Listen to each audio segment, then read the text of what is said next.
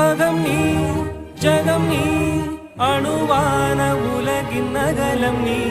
எறும்பின் இதய ஒளி நீ களிரின் துதிக்கை கனமும் நீ ஆயிரம் கை உண்டென்றால் நீ ஒரு கை தரக்கூடாதா ஈராயிரம் கண் கொண்டாய் உன் ஒரு கண் என்னை பாராதா